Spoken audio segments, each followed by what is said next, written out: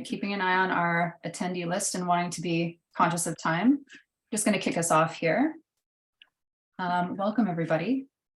Thank you for joining today's Live Use session, Careers in Live Music. Canadian Live Music Association, we typically work with those already working in the live music industry, and recognizing that we probably have a lot of new faces on the call today. I'm going to tell you a little bit about who we are, what we do. The CLMA is the industry association that is behind all those individuals and organizations who bring live music to the stage. That's everyone from promoters to festivals, ticketers, agents, suppliers, everyone in that ecosystem. So we are an advocacy body that represents the voice of Canada's live music industry to policymakers and work to entrench the value of Canadians' live music to the social, cultural, and economic fabric. Just a few matters of housekeeping as we get started. Please note that this session, as you just heard, is being recorded. It'll be available on our website after, my slow internet bandwidth allows. And this is a webinar format, so please direct any comments or questions to the Q&A function rather than the typical chat function in a meeting format. We'd like to thank our sponsors today who made this event possible. That's Ontario Creates, Canada Council for the Arts, and Factor. And with that, I will introduce today's beloved facilitator, Melanie Brulee. Melanie is an award-winning Franco-Ontarian artist, community leader, and mental health advocate, born and raised in Cornwall, Ontario. She now embodies multiple facets of the arts sector, taking a step away from the stage to amplify music industry's underrepresented voice as the new executive director of the Ottawa Music Industry Coalition, also known as OMIC. In addition to years of performing and touring, Melanie has worked as a consultant and mentor, booking agent and PR agent, as well as a radio promoter for Indigenous artists. Her passion and for collaboration and advocacy has led her to initiate numerous projects, including founding a women-led collective of songwriters, fundraising for mental health organizations, and developing youth workshops on songwriting and self-confidence. Her work as a dynamic organizer and facilitator, Melanie's purpose is to unite and uplift the communities she serves. And that is why she is here today, is it not, Melanie? Thanks so much for having me. It's nice to be here. Nice to see your faces. Thanks for joining us, everyone. Let's start with a land acknowledgement. Although we are all probably gathering in different spaces, I'm here on unceded, unsurrendered Anishinaabe territory, Algonquin territory, and I want to give thanks and gratitude to the original stewards of this land who continue to protect the land and water around us. And I encourage anyone who is non-Indigenous to take a moment and reflect on whose land you're on and how you can be a good guest on your land. So thanks for having me as the moderator, I guess, for this interesting conversation. It's nice to be here. Nice to gather again. I'm really excited to meet everybody because I know these names, I know some of these faces, I know some of these people, but I'm excited to get to know how folks got into where they are now. And so I feel like this is just going to be pretty much an open conversation. I'll ask a few questions and prompt you, but if anybody wants to jump in at any time, feel free. I want to start with getting to know you. Like, who were you in high school, college, when you were thinking about what you were going to do as a career? And I want to know, does that align with where you are now? And like, who was Catherine as a 16-year-old high school kid? Let's start with Catherine. Who were you in high school? What were you into? Where did you think you were going? Well, that's a fun question. Thanks for having me. So I guess I have always been involved in theater. In high school, I went to Canterbury in Ottawa. So I was in a drama specific program with music and dance on the side. I thought that acting would probably be on the table, and that's what I went to college for. And then I ended up in lighting because it was a really great way to stay on set while I was still auditioning and working in Toronto.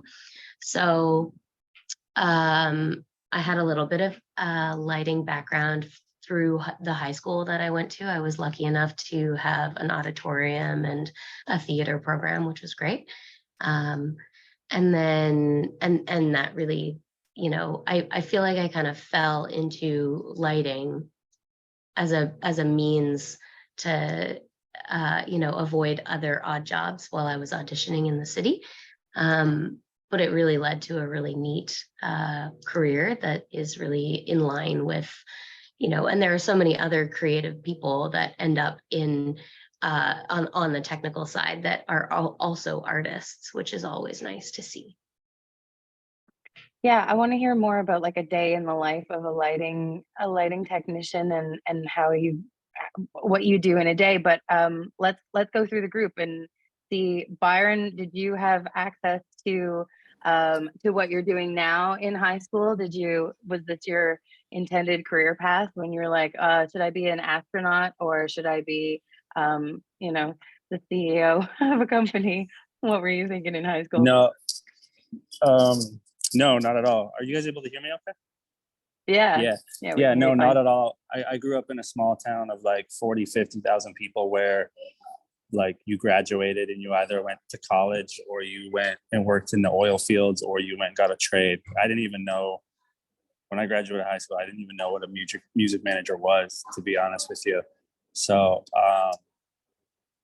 yeah, it was like something I figured out just through experience and moving away from where I grew up and kind of like seeing it firsthand to be like, oh, wow. When I first started, I didn't even really know what the title that I was. I was just like the best friend of an artist that was cold calling nightclubs trying to get a gig. That's really, so yeah, no, I kind of just found my path a different way from kind of just like following my passions and figuring out, you know, what I really liked and trying to do that. And that just led to me becoming a manager. That's so cool. And Ferry, you're in LA right now. So is Byron. Ferry, little high school Ferry was Ferry like, I'm gonna live part-time in LA. I'm gonna be an agent. This is where I'm going. This is what I'm doing. Was that how it went down for you? No, I mean, I honestly didn't know what I was doing. I think I was just always fascinated by business, and obviously music. I mean, I was DJing when I was 12 years old, so I was always fascinated with that kind of stuff. But yeah, I had no idea how, or you know, where I'm gonna end up. But I was always very, very, very passionate about business and music, and just follow that, and you know, one step at a time, just follow the journey, and here we are. Yeah. And Hill, who just won a Juno for Engineer of the Year. Congratulations. Thank you. Way too long for a woman to finally take home that award, but we're happy it was you because you are awesome. Were you into engineering in high school and college? Were you like, yeah, this is what I'm going to do? I kind of started off at starting my first band when I was 12 with like a bunch of girls from my school. So that was kind of the catalyst for exploring songwriting. I was part of like the first wave of bedroom producers in the early 2000s where I had a PC and, you know, a program called Cool Edit Pro, and we were just recording ourselves because we didn't know what we were doing. So yeah, it kind of started from there. And then based on that, I started becoming a musician for hire and touring for other artists. I also got a bachelor's degree in film studies. So I kind of did a bunch of stuff that I think led me to this present place that kind of informs my perspective from a production and engineering standpoint. Was there anybody in your life, Hill, that was like super influential to you getting to where you are, like a gatekeeper that opened a door, or somebody that inspired you to take on? I mean, it's not an easy feat to, you know, be a woman in the music industry in general. So I'm wondering if anybody inspired you to get to where you're at. For sure. I had a ton of mentors kind of growing up, like Lisa Del Bello, who goes under the artist name Del Bello. She was like one of my first mentors and inspirations because she was an artist that also produced and wrote for herself and other people. So she was definitely one of the first examples I had of, okay, this is like, I can make a living at this and do everything that I want to do. I don't just have to be, one thing. Yeah, Catherine, did you have some inspirations in the industry? Yeah, there weren't a lot of women working when I started as a lighting technician, like or even as a stagehand, like 15 years ago in Toronto. There were a few female like lighting designers and technicians that were great. And then early on in the industry, I had like a lot of inspiration just to encourage me to go into the arts, which was always nice. Tara Shannon was one of them. There were some really Juliet Kirk. There were some really beautiful women that pushed me into the arts, that encouraged me to continue on with that, which was nice. And then I went to Humber College for film and television, and there were also some really great. Like that course was kind of all based around working professionals. So there were some really wonderful influences that were working in Toronto at the time that really encouraged you to, make connections and talk to people in the industry that were always nice. It was how important? Go ahead. Sorry, like Toronto has a lot of like I think every city does, and it's important to seek them out. But there's like the Ottawa Music Industry Coalition, there are a lot of like free networking communities that are important to be a part of. I didn't have a formal education, but I networked my way into the Toronto industry, which was essentially I worked across the street from Much Music at the Starbucks, and I networked there as well, and I ended up with a job at the MMVAs, and that was kind of how I like really broke into I can make a living at this as well and not work at Starbucks. And so yeah, I think networking is an important tool for sure.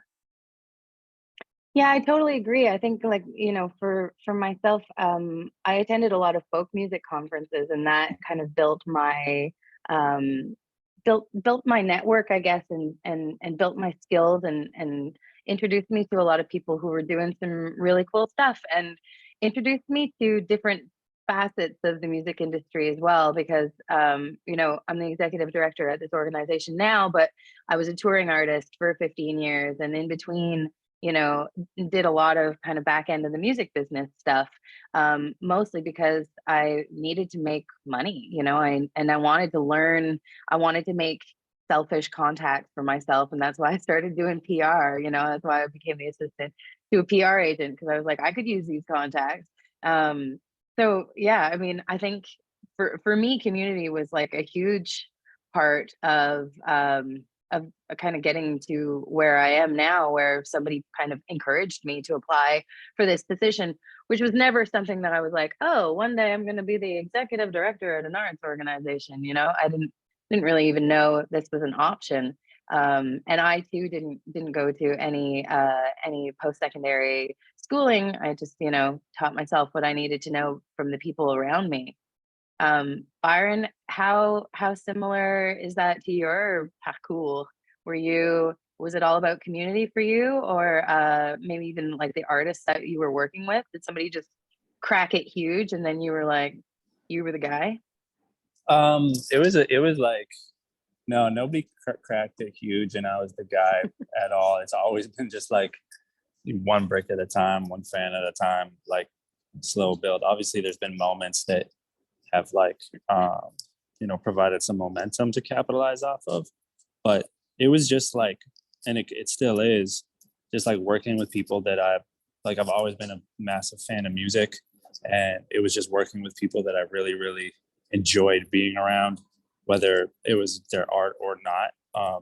I still kind of have to be like that when I work with an artist. I have to like enjoy them as a human before I can and obviously their music, but I need to be able to spend time. It's like a family thing. So it's always sort of been like the social aspect of it, but also just like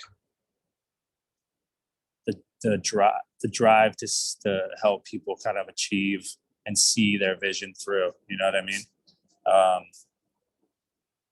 Yeah. I can't really sit here and put like a finger on what like keeps me motivated on it, but it was always just this, you know, this little spark in me to not necessarily go the regular route and to just kind of like take a crack at something that I thought would keep me excited, you know? Were there like other managers around you showing you the ropes on how to manage, or is it stuff that you had to figure out on your own? Not really until later. Like in the beginning, it was just kind of figuring it out. And, you know, there was people in the city and promoters and DJs and stuff. Shout out Aaron. That's how we first connected, was like back in the day. That you know, kind of helped along the way and gave us opportunities. But being from Vancouver, like there wasn't a ton in terms of like managers that were really doing it in the city that were kind of like showing me the way. It wasn't until I went to Toronto and saw that, you know, met people that were actually making a career out of it and were willing to kind of lend a hand. Not to say that those people don't exist in Vancouver, they just weren't in my circle really, manager wise. How long did you work as a manager, Byron, until you could say that you could do it full time without having a side gig? I quit my job in August of 2013. And it was like the day before we put out a music video. We just kind of all bet on the music video, and we quit our job. We put the music video out and it started to move for us, and we just made it work. Yeah, we just made it work. And I can't say that like I was really monetizing, but I was like, you know, we were making enough money that we could both not go to our job and figure it out. And then it was just building it from there.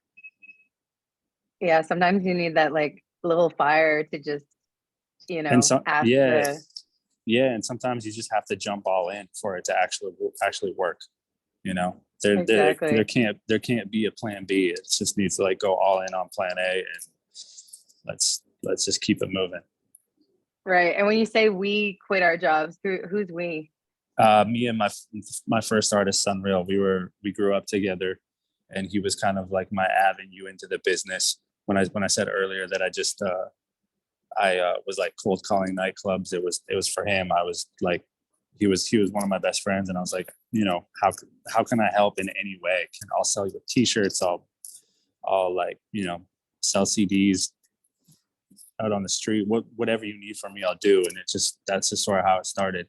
And then we built it kind of one brick at a time until we had, you know, an album and some great content. And then as we started to put that out, we started to see momentum, and that led to one day us just being like, all right, we used to just work construction gigs like to save up enough money so we could go on the road. So right. Yeah. Yep. Real life. Yeah, real life. Yeah. Ferry, tell us about Creative Artists Agency, and like how long has that been going? Have you been at the helm the whole time? How did it come to be? No, I've only been here for 4 years. Similar to Byron, I was in Vancouver up to 2013, and had a pretty successful, you know, promoter gig. And moved to LA 10 years ago, pretty much. And I started this company called APA. And, you know, I kind of had a entrepreneur background and helped them, you know, build their, you know, kind of urban and electronic roster there and department. I left in, 2019 officially. And ever since then, you know, I've really diversified my roster here. So kind of signed The Weeknd, Sabrina Claudio, Ali Gady, and then a lot of stuff, in other spaces like, Afrobeats artists like Rema and Ira Star. So I signed Maven Records. And then I do a lot of other genres such as dance music and indie pop. And, it's really remarkable the growth you could have when you're surrounded by real mentors in the business, because prior to that I didn't really have mentors, and the way it worked was just really looking at the competition from the outside and learning from them. It wasn't really a direct learning experience, but I always had that hunger and ambition. And once I moved over here, I was able to kind of really, expand my business. And like many of the great panelists have said today, it was just through relationships. I signed Ali, and through that management and relationship, it kind of turned into a bigger conversation with The Weeknd, and et cetera. And, it just kind of came about in that sense. So, it's a great company. It's a big company, and it really depends on the individual and how you use the company and the tools. You got to come in and build relationships and be able to understand the client needs and the right people that make sense. A lot of times people think if you need a manager, an agent, for example, the first thing that comes to mind is, oh, I got to go to Scooter Braun because he reps the biggest artist in the world. But they don't understand that Scooter has his baby. You need to find the next person that's going to be as hungry and dedicated to you as he was to that client. So, and I think that's kind of like a really great advice I got when I started here. It was, don't build your relationship with the biggest guy in the game, because he already has his relationships. Find the next guy that is going to be that person, and become his guy. And I think that's really, really great advice. And there are incredible young, ambitious people out there that I truly admire, and I love seeing their growth and growing with them. So that's kind of been the journey so far. I love that. Like, find the next guy thing, because I think people can easily kind of look at the industry as like what's on the inside and what's on the outside kind of thing. But everybody has a journey to where they're going, and everybody's journey is totally unique. And as long as you're like staying true to, do I like this music? Am I into what I'm doing? Does this feel good? Does this feel like I'm going in the right direction? Then, and then who are you bringing up with you? And like Byron said, when, you were like, when you met Aaron back in the day, I find it so interesting how, once you start working in the music industry, or even in arts in general, you tend to see the same people kind of coming around in like different positions, different roles, different companies. But they end up kind of staying around. And so, who might be your, program coordinator at one place one day might be the CEO of an agency, the next day. Hill, how have you found the like find the next guy approach? How's that in your life? Does that exist in your life? Yeah, I mean, I always feel like I've done the do-it-yourself approach in everything that I've done. Like, I've been very fortunate to have an incredible community around me. But I think the most important thing in any sense in building a team is just finding the people that are just as passionate as you, and finding the people that kind of share the same vision, right? Because I tell this to artists that I work with all the time, that it's not about finding, the most experienced manager a lot of the time, or booking agent or whatever. It's about the person that believes in you and is going to believe in you so much that they're willing to get out there and get you out there, right? So I think staying open to opportunities and possibilities is important, because if I look back on my path, like as much as I knew that I wanted to be producing, I kind of envisioned myself being an artist when I first started. That's what got me into the industry. I started gigging and playing the clubs when I was 12 years old.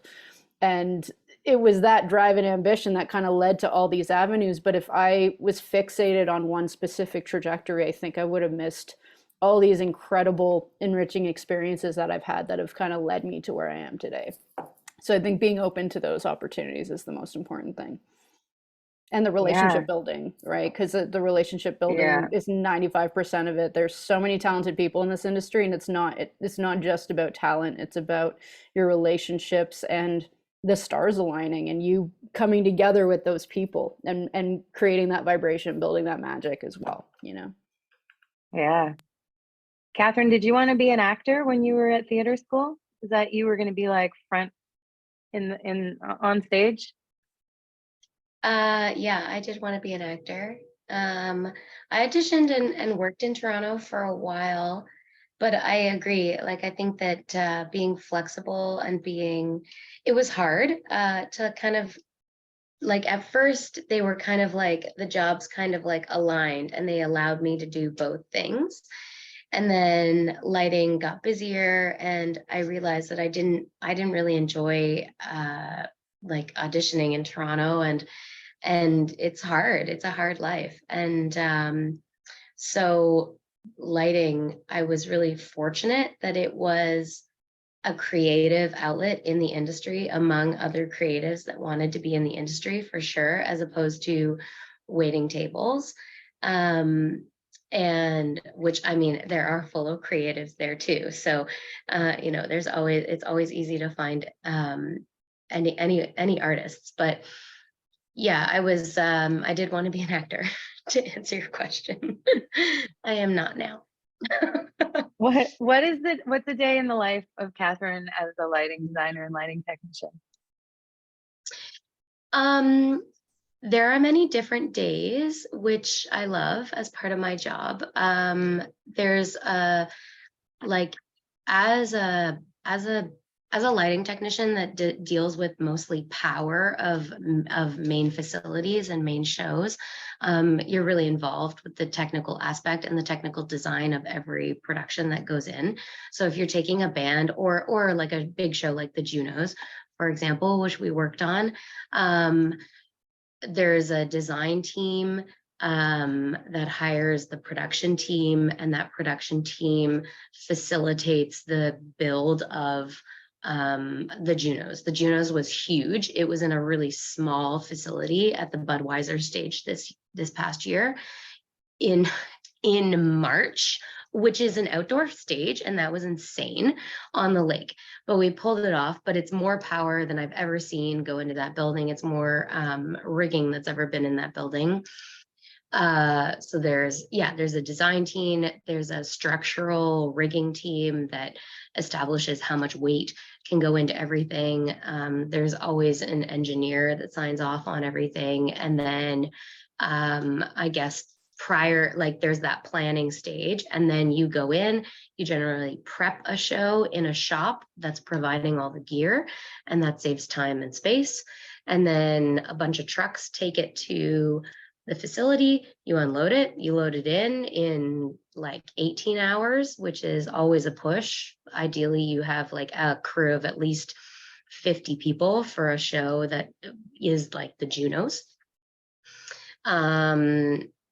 That's another aspect of my job that I really love, is that I'm a really independent worker and always has been. And this job forces you to work with a team and rely on a team and delegate and facilitate. And there's no way one person could ever do my job alone.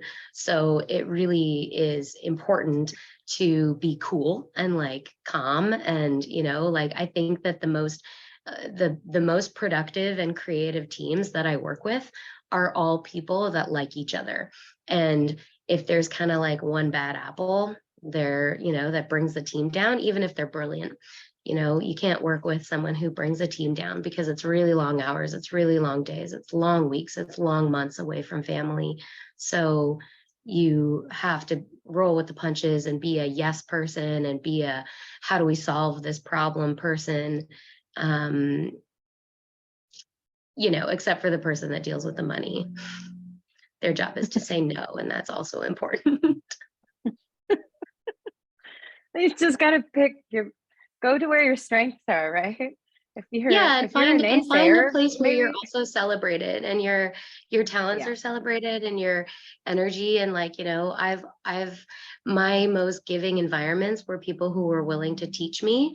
And it's, that was a very important part of my development because I wasn't formally educated in electronics and electricity. So I learned outside of school and by people who were willing to teach me. Yeah. Byron, is a day in the life of a manager. What are you doing? Are you lugging gear around? You on your computer all day? Are you at the beach? What's going on? All of the above.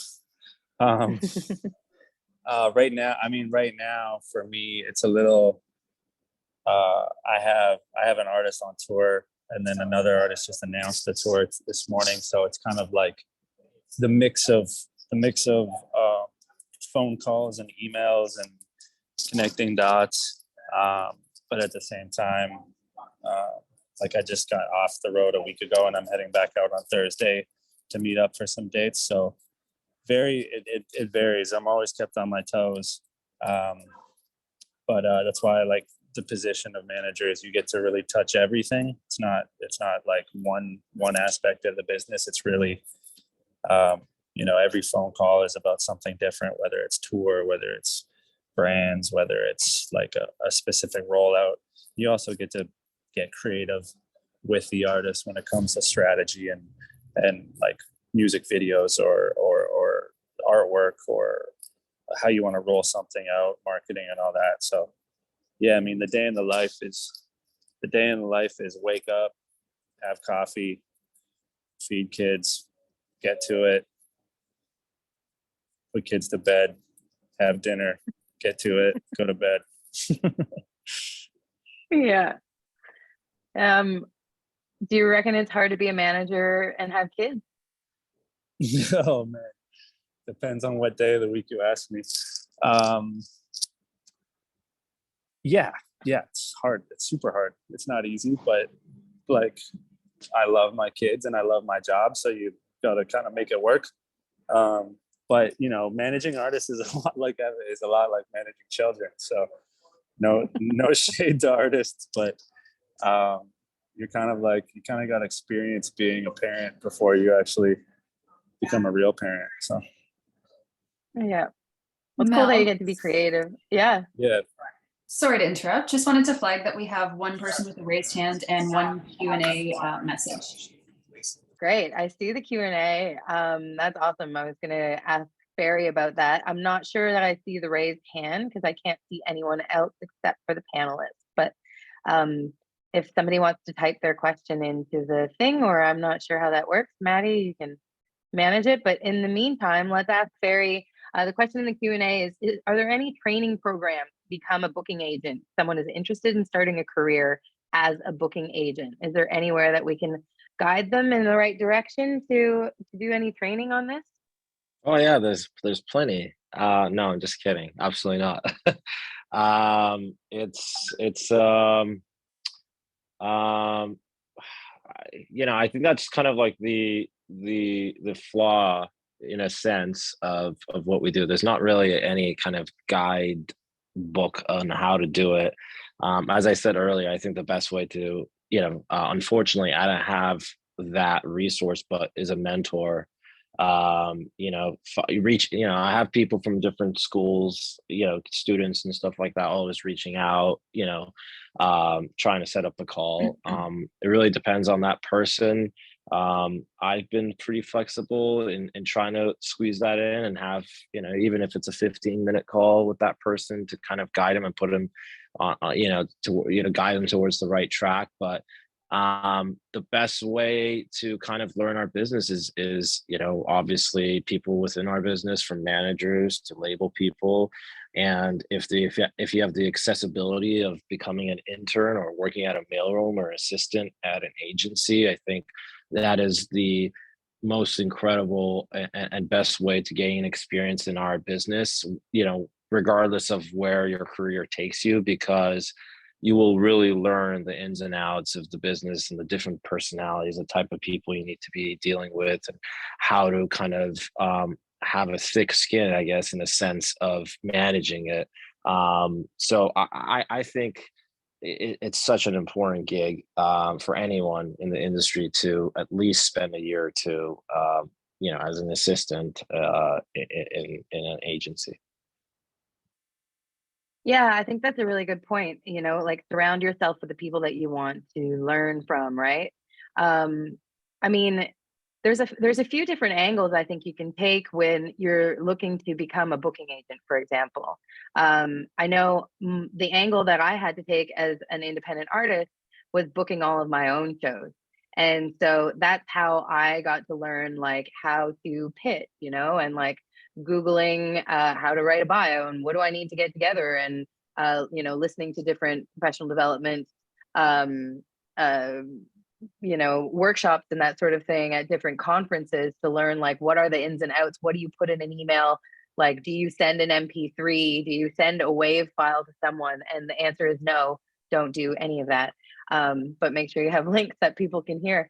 So I mean, there's a lot of kind of learning to do along the way, and I think like connecting with different artists that might need help. I know I can speak for folks, especially in Ottawa right now, is that like there's a big lack of booking agents and managers in particular. There's a lack of, or a labor shortage in sound technicians and lighting technicians, and so there's like a big opportunity right now if you're willing to really get in there. And so attending as much as you can in terms of being part of communities like this, and learning more about these things, and then connecting with folks offline and like showing up to gigs. And if like when Byron started with with a friend of his, just like kind of managing and doing whatever he could to help, like are there any artists in your circle that could use a little bit of help with booking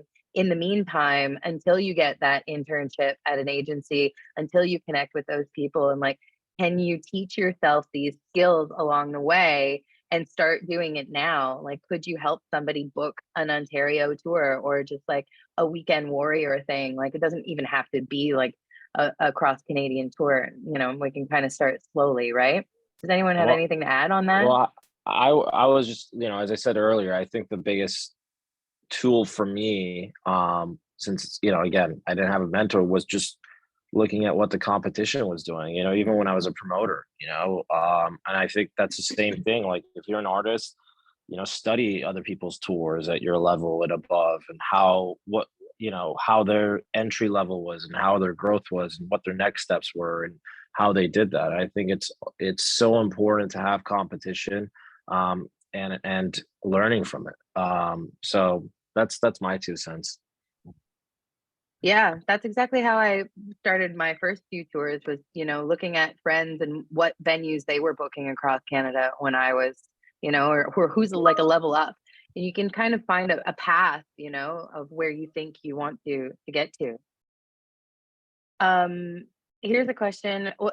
I'll talk about Francophone artists in Canada in a minute, but Colin Mills, who coordinates the music industry arts program at Algonquin College here in Ottawa, says, asks, other than networking, what's one piece of advice you could give a post-secondary student wanting to find their place in the live or audio industry? Let's start with Hill. I mean, just coming from that do-it-yourself approach to things, I think it's important to just get out there and start doing things, like I wouldn't think about things too much. The relationships are part of it, but I think also putting yourself out there is also important. So, I mean, when it comes to, do you mean like the live audio industry or just the audio industry in general? Either way, I think what you could do is to get into live sound and stuff, working out of certain venues is a great way to network and meet artists and different booking agents and managers and stuff like that. I also think that, starting to get to know artists and offering to be their sound person is a really great way to learn and like build yourself with the artist as well. And then in terms of the,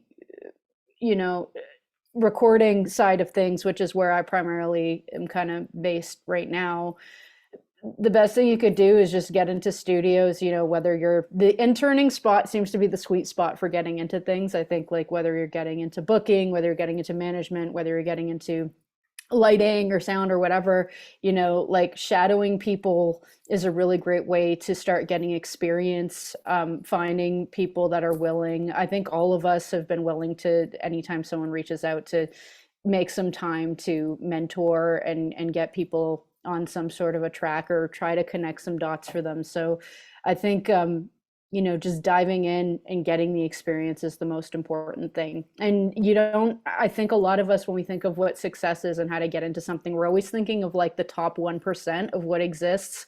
And I think that just becoming aware of your community and the industry around you, even just based on where you are, and entrenching yourself in that is a really great starting place, because the building of the experience is how we grow.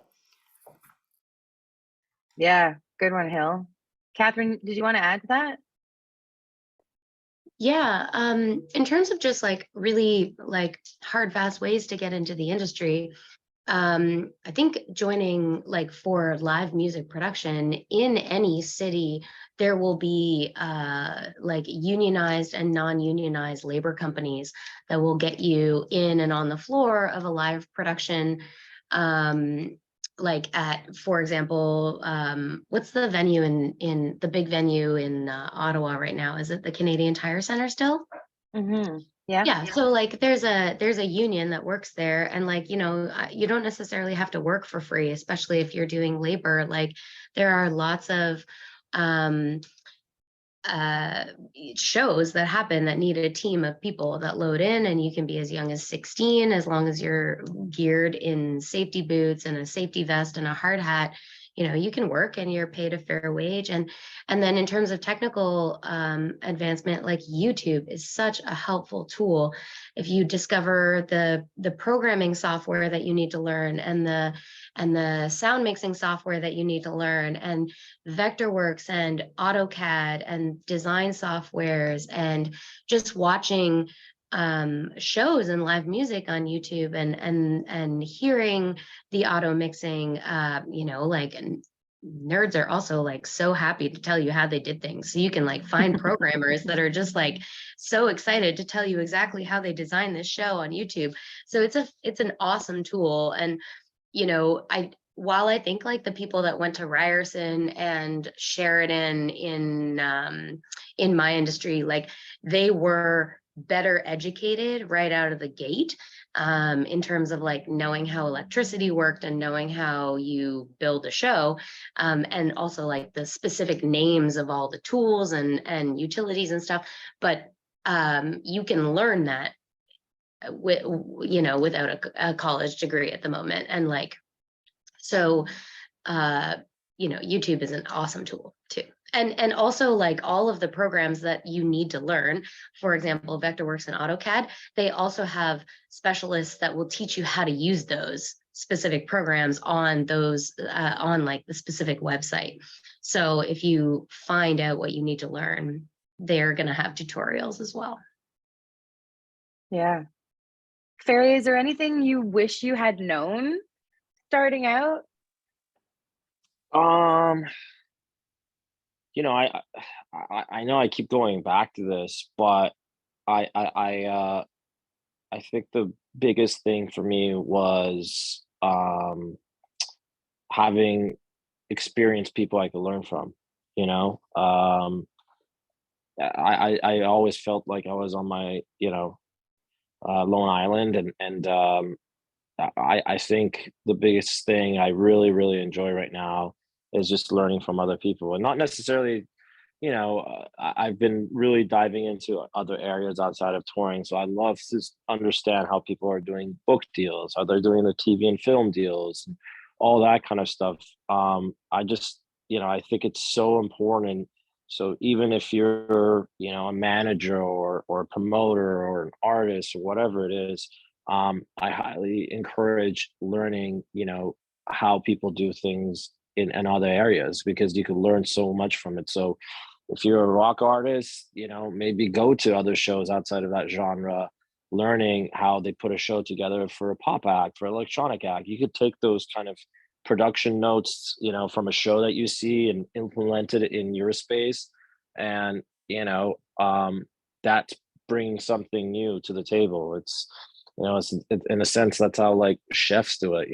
They get inspired by all these ingredients around the world, and they come and implement it to an Italian dish, but they got a spice in Japan that they were inspired by, or whatever it is. So I really, really enjoy doing that. And just because someone is not in my space doesn't mean I can't learn from them. So I've been really, asking a lot of questions, and even something that if I know how to do it really well, I'm always curious to know how someone else does it, because sometimes your own confidence and ego could be your worst enemy, when you think you know it all.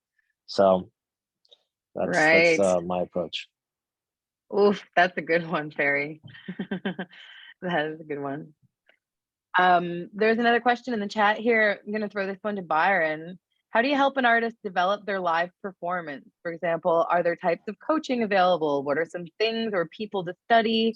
How do you find the right instrumentalist, etc.? I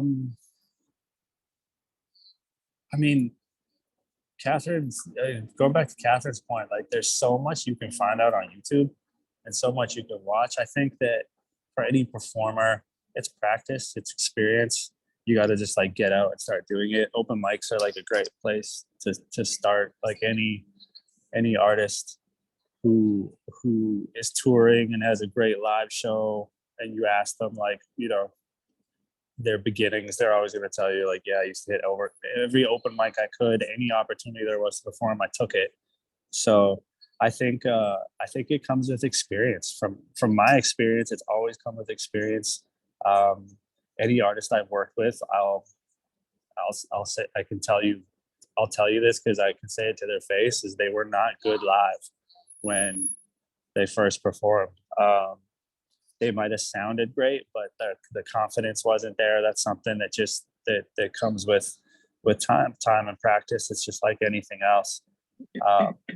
In terms of instrumentalists, I think you need to look to your community first. Like, who are the people around you? Go to gigs. If you see people playing, approach them. Musicians and instrumentalists are like, they're a different breed of people that just like love to play music and perform. So I think you just approach and you provide an opportunity for them, and they'll be down, assuming that they have the time and to do it. But I think that's probably the best way to meet, like to build a band, is to just go to gigs and be around people who are in that space all the time. And you'll meet somebody there that either music directs or helps put bands together, or, is a player and is like, yeah, let's do it. So I think that's definitely the best way to do it. That's how I've always done it. It's always been word of mouth, or someone recommended to me from somebody else, or, seeing somebody play in another show and hitting them up as well. Yeah, 100%. And I think like there's a lot of opportunities that, people might not realize if you aren't connected to your music community wherever you are yet. But like, OMIC, for example, or Folk Music Ontario, or Indie Week, or CMW, or Canada's Music Incubator. Like there are a lot of different, and this is just scratching the surface, right? There's probably an organization near or around you that can help support these things as well. And so how can you get more involved with them and figure out what's going on there? Like, do they have professional development? Do they have, for example, we're partnering with Pete in December here in Ottawa to do like a performance masterclass where we're flying Serena in to come and give a performance masterclass. There's always little things happening. And I think the more connected anyone is to the music community around them, you'll start hearing about things. So like, following folks on socials or following organizations that do this, and getting in sort of that way could be an interesting way to help somebody develop. by being able to apply for mentorship. I'm not really sure what the question is, what's the place for Francophone artists in Canada, but I can tell you as a Francophone artist, all Quebec, that is outside of Quebec, there are a few organizations that have been really helpful. There's a conference every year in January called Contact Ottawa in Ottawa. And that's where I met a lot of the Francophones outside of Quebec, where we kind of like gather every year. And a lot of the programming gets done, and there's professional development there as well. So I was able to tap into that community. I spent 7 years in Australia, came back with an Australian accent and zero French vocabulary. So I decided that I was going to make a French album to keep French in my life.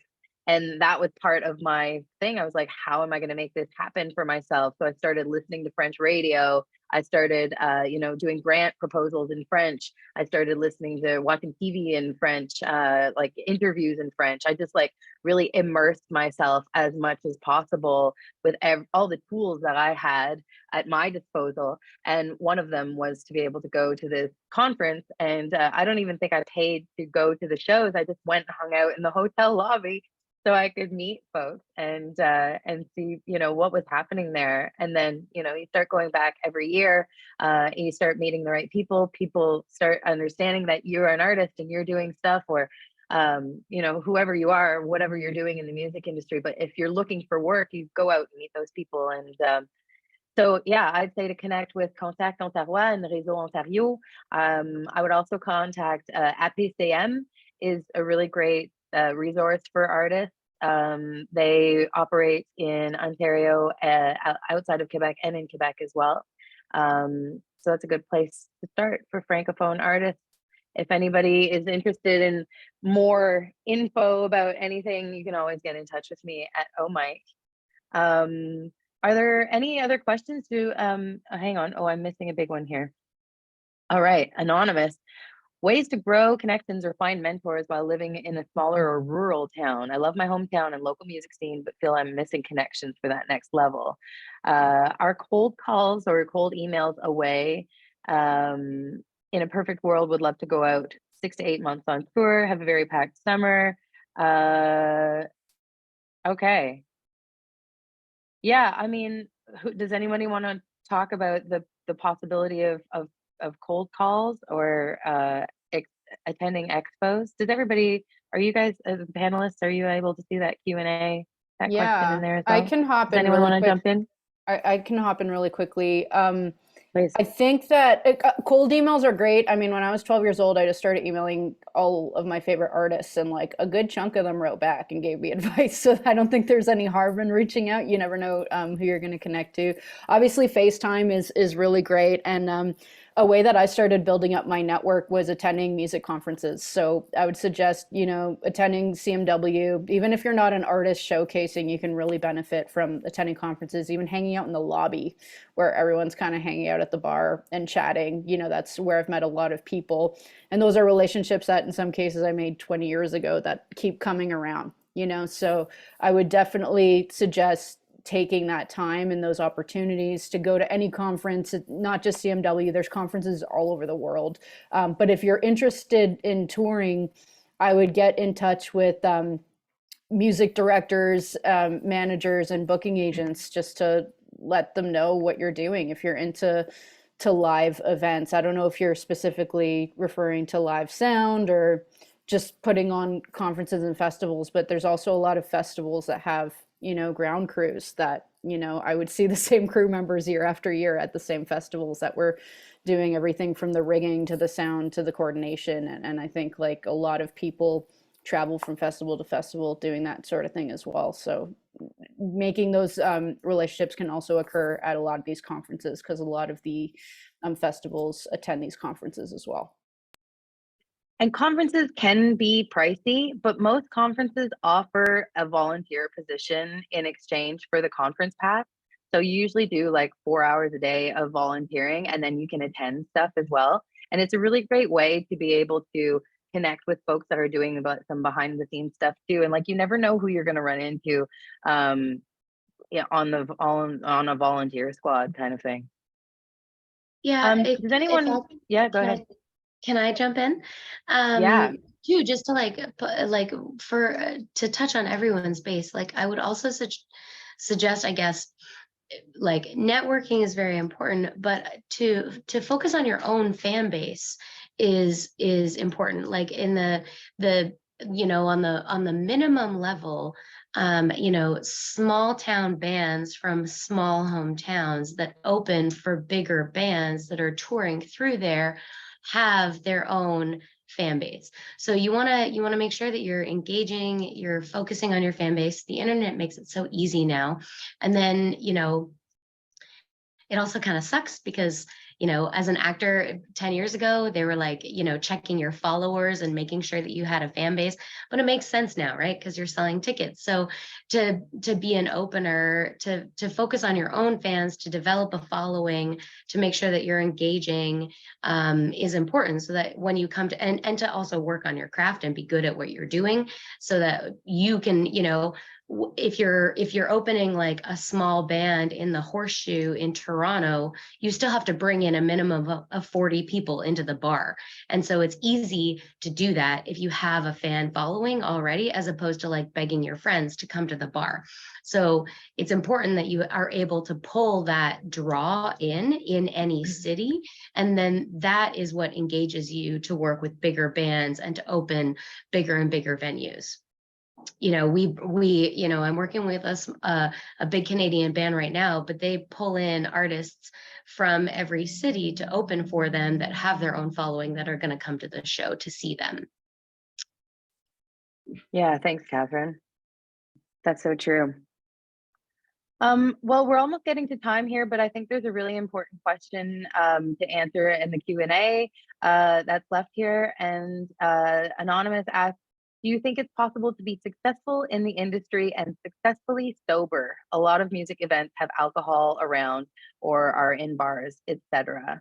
Does anyone want to start off that answer? I mean, I could tell you this much. I've been, I mean, Aaron knows this. I've been in nightclubs since I was probably 17 years old, and I haven't done any drugs in my life. And it's been around me all the time. I mean, luckily I don't have any alcohol issues either. I think for me, I kind of like had a pretty good idea of what I wanted to do. I never enjoyed getting fucked up or anything like that. So if you feel like you could potentially have a problem, I would not go into those environments until you are in a healthy mindset and in a place that you could enter those rooms and be able to be comfortable and be okay with not drinking. And another great way is maybe just always grabbing a bottle of water and sipping on it, and I think that could be really useful, or getting a juice or something like that. But it's very, very important to know the type of person you are.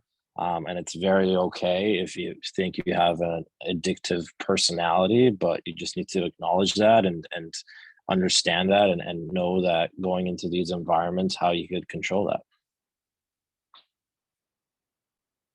Yeah, I think you'd be surprised at how many people are sober in the music industry. There are a lot of folks, and there are a lot of resources. I know that if you are into meetings, there's you can always find a Friends of Bill W meeting, an Alcoholics Anonymous. There are meetings in every town. So, my ex-partner was 15 years sober and was a sound technician for Guns N' Roses and AC/DC. And surely there are a lot of, there's a lot of booze in those situations too. And he was able to find a meeting in every town that he was in. So there are definitely resources. And I think you'd be surprised just even talking about being sober, who kind of comes out of the woodwork, and then who your buddies are, who your pals are, who you can count on to help you out. Well, this has been really awesome. It's so great to get to know you all. It's 4:01, so we'll probably just wrap it up. But Catherine, Martel, Hill, Kourkoutis, Byron Wilson and Ferry, Rais-Shaghaghi. My name is Melanie Brulee. Thank you so much to the CLMA. Thank you to Ontario Creates and anybody else that I'm missing. Thanks for having us. Canada Council and Factor. And I want to echo that thanks to all of our attendees and our panelists today. Thank you so much for your time. For those of you who might be interested, we are offering further live view education and training. Keep an eye on our socials and our website to follow along. Thanks, everyone. Thank you. See you. Thanks. Thank ciao. you.